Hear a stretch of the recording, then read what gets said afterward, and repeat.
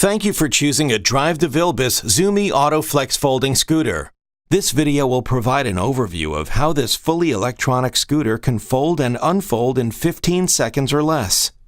The ZooMe AutoFlex folding scooter comes equipped with a key fob that will automatically fold and unfold your scooter. The key fob has the letters A and B. When you press and hold the A on the key fob, the scooter will automatically open and unfold. B is for close.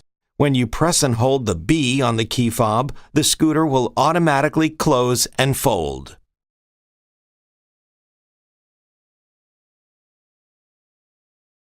In the event that the key fob battery dies, you can automatically fold and unfold the scooter by pressing the switch on the back of the scooter. Pressing and holding the 1 or 2 will automatically open or close the scooter. It's that easy to fold and unfold the ZooMe AutoFlex folding scooter. Thank you for choosing a Drive to Vilbis product. For more information, please visit drivemedical.com or contact a Drive to Vilbis representative at 1-800-694-5085.